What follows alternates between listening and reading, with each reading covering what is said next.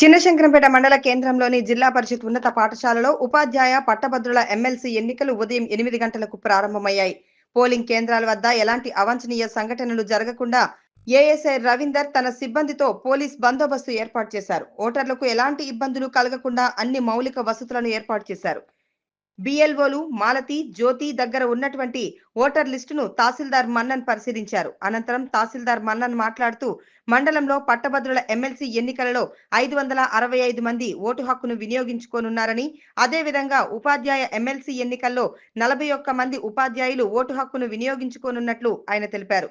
Polling కేంద్రాల వద్ద ఓటర్లకు ఎలాంటి ఇబ్బందులు కలగకుండా అన్ని మౌలిక వసతులు ఏర్పాటు చేశామని, వచ్చే ఓటర్లు ఖచ్చితంగా ఎన్నికల కమిషన్ తెలిపిన విధంగా 13 రకాల గుర్తింపు ధృవపత్రాలతో ఏదైనా ఒక గుర్తింపు ధృవపత్రం తప్పకుండా తేవాలని ఆయన తెలిపారు.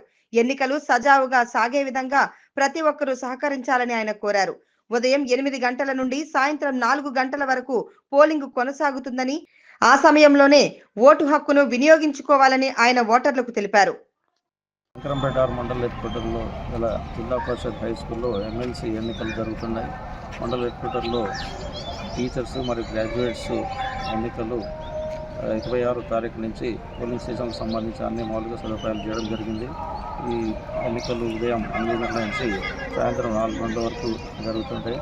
పోలింగ్ స్టేషన్ సందర్భంగా అన్ని మౌలిక సదుపాయాలు చేయడం జరిగింది.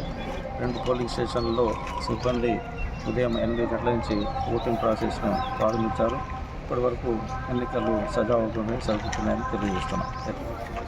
520 మండల ఎత్తులో జరుగుతున్న ఎమ్మెల్సీ ఎన్నికల సందర్భంగా గ్రాడ్యుయేట్స్ 565 మరియు టీచర్స్ 41 ఓటర్స్ కలరు. ఈ ఓటర్సు వీరు వచ్చేటప్పుడు ప్రతి ఓటర్సు తనకు సంబంధించిన ఎన్నికల అధికారులు, ఎన్నికల సిబ్బంది మరియు ఎన్నికల కమిషన్ చూపిన ప్రకారంగా తన ఐడెంటిటీ ప్రూఫ్ సంబంధించిన 13 రకాల చెప్పారు. ఆ ధృవపత్రాలు ఏదో ఒకటికి కంపల్సరిగా ధృవపత్రాలను తీసుకుని రావాల్సిందిగా కూడా కోరుతున్నాం.